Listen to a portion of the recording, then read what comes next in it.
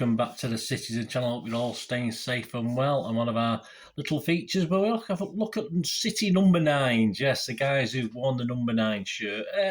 Some guys have worn it all the time at City. Other times they might have switched and changed shirts. But the guy we're going to talk about today, yes, was a number 9. Because he didn't stay that long, just over a season, so it didn't really help. But he certainly wore the number 9 shirt with certain qualities, that's for sure. So today in our little feature, City number 9s, we're going to have a look at Wyn Davies. So please, if you are new to the channel, push that subscribe on, push the bell notifications. Great to have you on board. Spread the word. Everything's City past and forever, of course, on here, as long as I'm going anyway. And this is a City past, a History Boys feature, if you like, today. So we're going to look back to 1970-ish. There you go. Good times. I was going to the games then. I'd started to go when Wyn Davies joined. I started to go with my friend. My father had passed away very recently, so I started to go to the games with a friend of mine. So we'll have a look at Wyn Davies, and I can certainly remember him, because I don't remember one certain thing about him, but we'll mention that later. Please, if you are pushing buttons, if you can push that little thumbs up button as well. I'm trying to get about 20 likes for these City vlogs, so if you can help me towards that. Right, let's get on with Ronald Wyn Davies. There you go, Ronald. We never called him Ronald, did we? The old mighty Wyn, we would call him. His date of birth was the 20th of March, 1942. So as I'm recording this, yes, he's just celebrated. He's just celebrated his 81st birthday. Yes, he was born in 90. I'm recording this, and all these stats and facts and information on old Wyn is correct as at 2023. March the 29th. There you go. So there you go. That's when I'm recording this. His place of birth was Carnarvon in Gwynedd.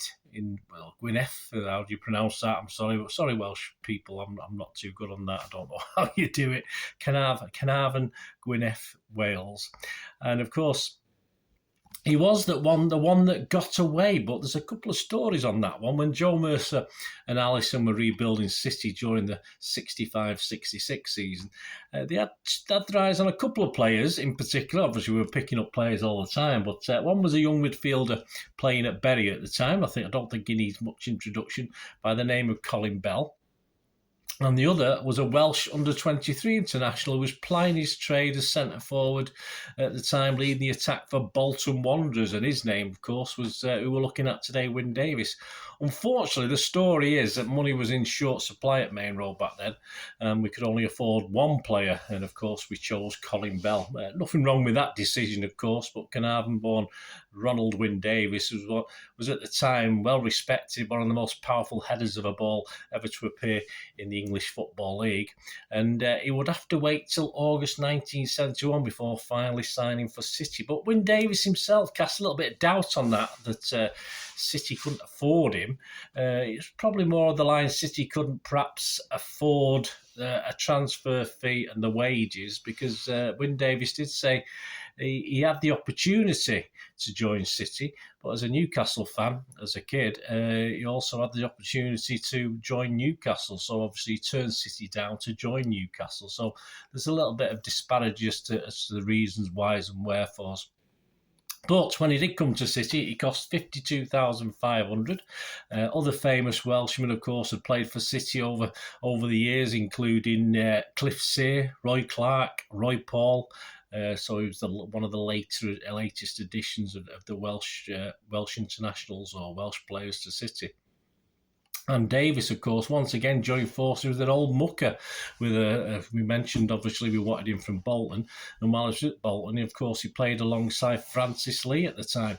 And little, I don't think we could have predicted, or I ever could have predicted, what a lucrative, very short-lived partnership they'd sort of spring up at Main Road all these years later.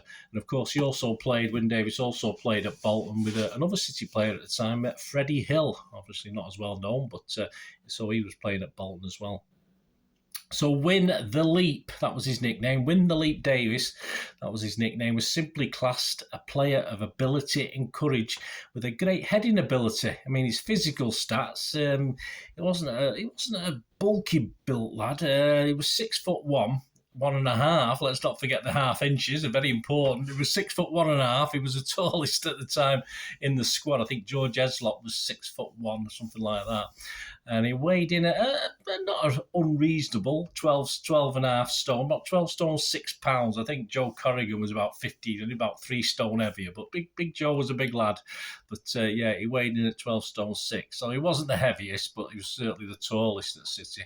And on joining City, Malcolm Allison said of Wyn Davies in one of the early match day programmes when he joined, he said, "Everywhere he went," says Allison, "he carried with him a tremendous reputation as a header of a ball. In fact, he's the best header of a ball in the country. What most people have overlooked, and this includes people in the game, is that he has great ability on the floor as well." This will be backed up in a minute by someone else. "He's a natural athlete and enjoys being fit at a peak. I shall try to change certain aspects of his game in that we shan't concentrate so exclusively on his heading ability. He's a very hard worker on the field. I'm sure our supporters will pick that up immediately. He's a bit of a worrier if things don't go right. But the other players are very happy about the way he's fitted in and with his contribution." Yeah, so that was Malcolm Allison. Wyn himself on pre-season friendlies. I think we had a trip over to Germany for some pre-season friendlies and joining City, said at the time, "Germany and the games, there were a very good introduction to the club," said Wyn Davies. "I'm only sorry they didn't start with a win. This is an excellent move for me coming to Main Road. I'd lost a bit of confidence. I've taken a lot of stick over the season. I really needed a new approach. It was like that new rule in the Watney Cup games that was what my game needed, something fresh." I'm just Watney Cup. There's a thing I'll have to have a look at one day. "I'm still young enough to adapt to new surroundings and to new players and adjust my game accordingly. And of course, if anyone can get the best out of me, I'm sure Malcolm Allison can. I wouldn't say I know Manchester well, but I know a few of the parking spots, if that's what you mean. I'm living in Bolton again, which suits me fine. It's very useful having played with Francis Lee and Freddie Hill before at Bolton, but you've got to make your own mark in this game, and I feel I've got plenty to offer to City." So there you go, Wyn Davies. I don't know about the parking spots. Probably asking him, where he's going out for a drink, going for a pint after the game, stuff like that. His league debut came on Saturday, the 14th of August, 1971, in a 1-0 defeat, though, sadly, at home to Leeds United. He was actually aged 29 as he joined us, so he said he was a young man. Yeah, he was still a young man. His first City goal came 4 days after that opening day setback when Crystal Palace were brushed aside 4-0. Yes, and it's a sort of familiar theme, this one. Lee got a couple of goals in that game, one penalty, and Booth added the other to Wyn Davies' goal. As well as the goal, his battling abilities became well established very early. He also picked up stitches with a head wound. Not his first for this combative number 9, that's for sure. And then I think it was 3 or 4 days later, during a 2-2 draw at Chelsea on the 21st of August, he sported one of the old-fashioned bandaged heads, which was bloodied again, as you'd imagine, as the wound reopened. Of course, it had had little time to recover between games. And he was actually denied a goal against Chelsea, though. He was pretty annoyed by it. He was interviewed after, and he said to his mind he timed his run perfectly behind the defender when the cross was coming in to head home, and he was totally shocked to see the linesman put his flag up. There's no doubting, I think Allison had hinted at it there, hasn't he? I mean, for me, when people say about big, tall players not very good on the ground, I'm sorry, you won't be a professional footballer unless you're at least half decent on the ground. It doesn't matter if you're 7 foot tall and can head the ball. You won't be a footballer. So as Malcolm Allison was commenting later about his ability on the ground, City legend Ken Barnes, then at City on the coaching staff, verified this and backed that up. He said when he was at Wrexham, where Wyn began his career, he said that Wyn was obviously very good in the air, but he was also good on the ground too. So that was sort of backed up. On the 28th of August, in a 4-0 rout of Spurs, he got his second goal. Yes, a trademark header. And Bell, Lee and Summerby were the other scorers, so he was in high exalted company, that was for sure. Another headed goal in an exciting 4-3 victory in round 2 of the League Cup against Wolves. Bell got 2 and a Lee pen. Lee penalty added to Wyn's goal. Goals away at Forest and at home to Southampton on consecutive weeks at the end of September made it 5 goals in 12 appearances. but his presence was also allowing Francis Lee to shine this season. Of course, we know about the penalties. We'll talk about it later, might be in part 2. But Davies' style of play was in marked contrast, of course, to that of Lee's more attack and direct route to goal.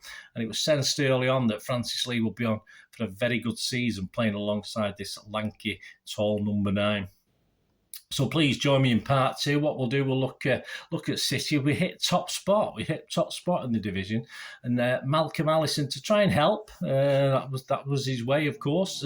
Brings in another big name striker to play alongside our Wyn Davies. So join me for that. If you've got any memories of Wyn Davies, please tune in for part 2. And also, if you've got any memories, just give us a shout. It'd be great to hear from you. And more about Wyn Davies very, very soon. Thanks for watching, guys. Until we meet again, that's one thing, don't I? Please stay safe, Blues. Come on, City. Bye for now.